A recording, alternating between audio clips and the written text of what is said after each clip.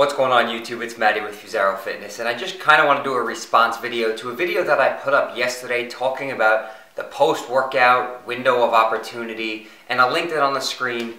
It actually got a ton of laughs, a whole bunch of views. People seemed to enjoy it as I was mocking the anabolic window of opportunity that says you need to get protein within 30 minutes of your workout. Clearly the video was meant to be a joke, but it did raise a lot of concerning questions. I got a whole bunch of private messages and comments on whether or not it is true or not, although people knew I was joking in the video.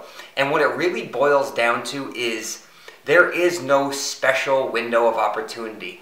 Yes, after you train, sometime after you train, you should eat, whether it be a shake or a whole meal. That doesn't really matter. You have to understand that marketing drove this into our heads and into the industry because they start marketing products like whey protein, hydrolysates, which are supposed to be faster absorbed, or high glycemic carbohydrates to shuttle nutrients into your muscles directly after training.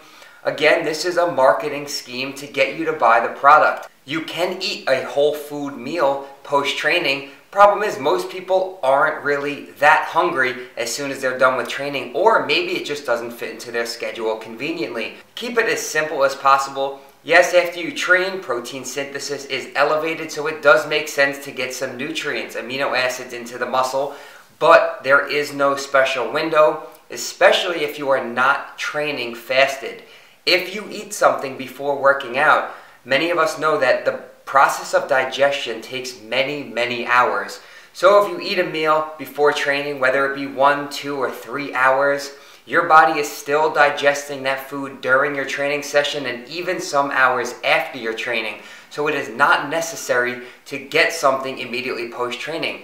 Although, again, for some people it's convenient that way. But I just hate to see people stress over it and have to bring a 5-pound tub of protein to the gym to make sure that they get it as soon as they drop the weights. I hope that clears up some confusion on post-workout nutrition. I know it sounds simple, but that's what this is supposed to be. We're not supposed to overcomplicate stuff, and we also have to understand the job of marketing and marketers to sell their supplements to us consumers. What's going to be important is really that you just hit your macronutrient targets by the end of the day. Meal timing and frequency isn't as important as people make it out to be.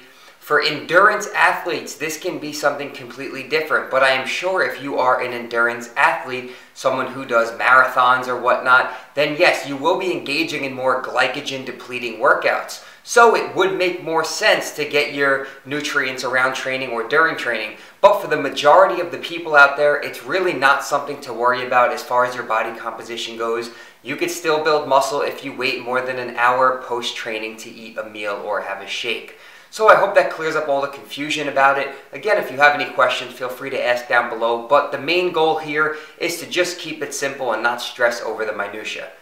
Anyway, if you enjoyed the video, please don't forget to like it, subscribe to the channel if you have not already. Feel free to follow me on Instagram, Twitter, Facebook, and any questions you have, ask down below and I'll get back to you as soon as I can. Thanks again for all the support, and I'll catch you guys in the next video.